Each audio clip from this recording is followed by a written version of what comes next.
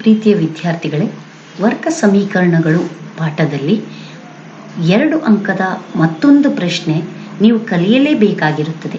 ಹಾಗಾಗಿ ಆ ಪ್ರಶ್ನೆಯ ಬಗ್ಗೆ ಈಗ ಚರ್ಚೆ ಮಾಡೋಣ. ಪ್ರಶ್ನೆಯಲ್ಲಿದೆ 6x² ಪ್ಲಸ್ 7x ಮೈನಸ್ 10 = 0. ಸಮೀಕರಣದ ಮೂಲಗಳನ್ನು ಸೂತ್ರದ ಸಹಾಯದಿಂದ ಕಂಡುಹಿಡಿಯಿರಿ. ಇದು ಬೋರ್ಡ್ನ ಮಾದರಿ ಪ್ರಶ್ನೆ ಪತ್ರಿಕೆ 1ರಲ್ಲಿ ಕೊಟ್ಟಂತ ಪ್ರಶ್ನೆಯಾಗಿದೆ. ಇದು 2 ಅಂಕಕ್ಕೆ ಕೇಳಲಾಗಿದೆ. ಮೊದಲಿಗೆ ನಾವು ಸಮೀಕರಣವನ್ನು ಬರ್ಕೋಬೇಕು. 6x² plus 7x minus 10 = 0. ಈ ವರ್ಗ ಸಮೀಕರಣವನ್ನ ಗಮನಿಸಿದಾಗ ಇದರ ಆದರ್ಶ ರೂಪವಾದ ax² plus bx plus c = 0 ರೂಪದಲ್ಲಿ ಇದೆ. ಇಲ್ಲಿ a = 6, b = 7, c = -10. ಅದನ್ನು ನೀವು ಬರ್ಕೋಬೇಕು. ನಂತರ ಈ ವರ್ಗ ಸಮೀಕರಣ ಮೂಲವನ್ನು ಕಂಡುಹಿಡಿಯಲು ನಾವು ಒಂದು ಸೂತ್ರವನ್ನು ಬಳಸ್ತೀವಿ. ಆ ಸೂತ್ರ ತುಂಬ ನೆನಪಿನಲ್ಲಿ ಇಟ್ಕೋಬೇಕು ಮಕ್ಕಳೇ. ನೀವು x = -b plus or minus ವರ್ಗಮೂಲ b² minus 4ac divided by 2. ಈ a b c ಬೆಲೆಗಳನ್ನು ಈ ಸೂತ್ರದಲ್ಲಿ ಆದೇಶ ಮಾಡಬೇಕು. ಆದೇಶ ಮಾಡಿದ ನಂತರ ಮೈನಸ್ ನೋಡಿ, ಮೈನಸ್ ಇರೋದ್ರಿಂದ ಮೈನಸ್ ಹೊರಗಡೆ ಇಟ್ಟಿದ್ದೀನಿ. 7 ಪ್ಲಸ್ ಆರ್ ಮೈನಸ್ ವರ್ಗಮೂಲ 7² ಮೈನಸ್ 4 × 6 × -10 ಡಿವೈಡೆಡ್ ಬೈ 2 × 6.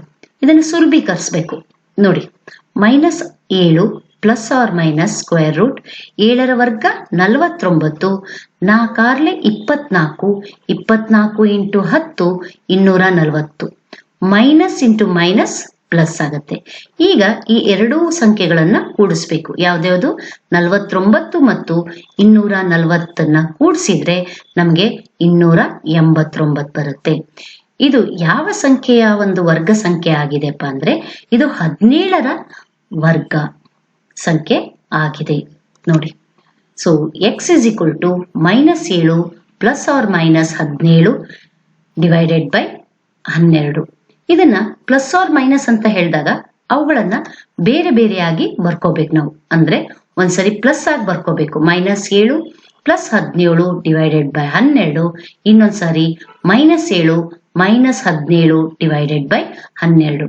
ಅಂದ್ರೆ ಇಲ್ಲಿ ಒಂದ್ಸರಿ ಮೈನಸ್ಸು ಒಂದು ಪ್ಲಸ್ ಬಂದ್ರೆ ಅದನ್ನ ನೆನ್ಪಿಟ್ಕೋಬೇಕು ಮಕ್ಕಳೇ. ನೀವು ವಿರುದ್ಧ ಚಿಹ್ನೆಯು ಬಂದು ಅಂದ್ರೆ ನೀವು ಅಲ್ಲಿ ಕಳಿಬೇಕು.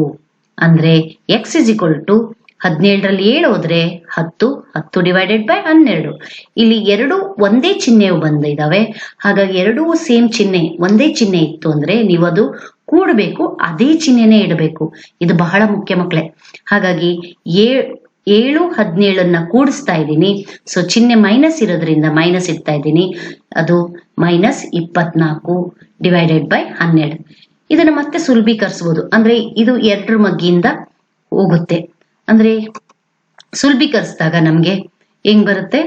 2 6 12, 2 5 10. ಸೊ ಒಂದು x = 5/6 ಆಗುತ್ತೆ. ಇದು 12 1 12, 12 2 24. ಚಿಹ್ನೆ ಮೈನಸ್ ಇದೆ. x = -2. ಇವು ಈ ವರ್ಗ ಸಮೀಕರಣ 6x² ಪ್ಲಸ್ 7x ಮೈನಸ್ 10 = 0 ಇದರ ಮೂಲಗಳಾಗಿವೆ. ನೆಕ್ಸ್ಟ್ ಮುಂದಿನ ಪ್ರಶ್ನೆಗೆ ಹೋಗ್ತಾ ಇದ್ದೀನಿ. 4x² minus 2x minus 1 = 0. ಸೂತ್ರದ ವಿಧಾನದಿಂದ ಬಿಡಿಸಿ.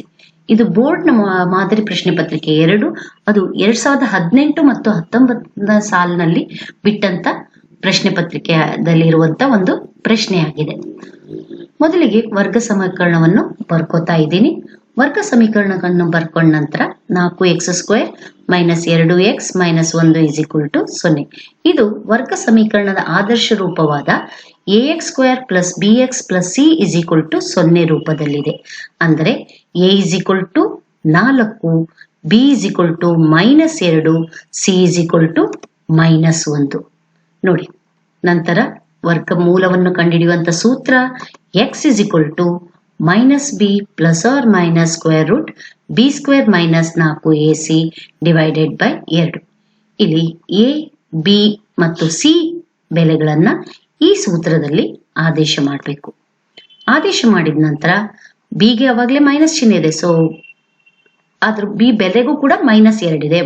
Minus of -2 plus or minus square root -2ರ ವರ್ಗ minus 4 into 4 into -1 divided by 2 into 4.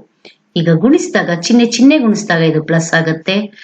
ಅವಾಗ ನೋಡಿ minus into minus plus 2 plus or minus -2ರ ವರ್ಗ 4 4 4 16 16 1 16 ಮೈನಸ್ ಇಂಟು ಮೈನಸ್ ಪ್ಲಸ್ 16 ಆಗುತ್ತೆ. ಸೊ ಆ ಎರಡು ಸಂಖ್ಯೆಗಳನ್ನು ಕೂಡಿಸಿದಾಗ 4 ಪ್ಲಸ್ 16 ಅದೇನಾಗುತ್ತೆ 20 ಆಗುತ್ತೆ. ಸೊ ಅವಾಗ x is equal to 2 plus or minus square root 20 divided by 2. ಈ ಸ್ಕ್ವೇರ್ ರೂಟ್ 20ನ ನಾವು 4 ಇಂಟು 5 ಅಂತ ಬರ್ಕೋಬಹುದು. 4 5 20 ಅಲ್ವಾ? 4ರ ವರ್ಗಮೂಲ ಎಷ್ಟು? 2. ಸೊ ಇದನ್ನ ರೂಟ್ 20ನ ನಾವು 2 ರೂಟ್ 5 ಅಂತ ಬರ್ಕೋಬಹುದು. ನೋಡಿ x is equal to 2 plus 2 root 5 divided by 8. ಅಂದ್ರೆ ಎಕ್ಸ್ ಇಸ್ ಈಕ್ವಲ್ ಟು 2ನ್ನ ಮೇಲ್ಗಡೆ ಅಂಶದಲ್ಲಿ ಸಾಮಾನ್ಯವಾಗಿ ಹೊರಗೆ ತೆಗೆದಾಕಿ ಅದನ್ನ 2 ಮತ್ತು 8ರಿಂದ ಭಾಗಿಸಿದಾಗ x is equal to 1 plus root 5. ಇದೇ ರೀತಿ ನಾವು ಮೈನಸ್ ಚಿಹ್ನೆಯನ್ನ ಹಾಕಿ ಬಳಸಿದಾಗ x is equal to 2 minus 2 root 5 divided by 8. ಅಂದ್ರೆ ಎಕ್ಸ್ ಇಸ್ ಈಕ್ವಲ್ ಟು 2 ಸಾಮಾನ್ಯವಾಗಿ ಹೊರಗೆ ತೆಗೆದಿದ್ದೀನಿ, ಅದನ್ನ ಕ್ಯಾನ್ಸಲ್ ಮಾಡಿದ್ದೀನಿ. 2 1 2 4 ಛೇದದಲ್ಲಿ 4 ಉಳಿತು, ಅಂಶದಲ್ಲಿ 1 ಮೈನಸ್ ರೂಟ್ 5. ಅಂದ್ರೆ x is equal to 1 plus root 5 by 4 ಮತ್ತು x is equal to 1 minus root 5 by 4. ಇವು ಈ ವರ್ಗ ಸಮೀಕರಣದ 4x square minus 2x minus 1 is equal to 0 ವರ್ಗ ಸಮೀಕರಣದ ಮೂಲಗಳು ಆಗಿವೆ. ಧನ್ಯವಾದಗಳು ಮಕ್ಕಳೇ.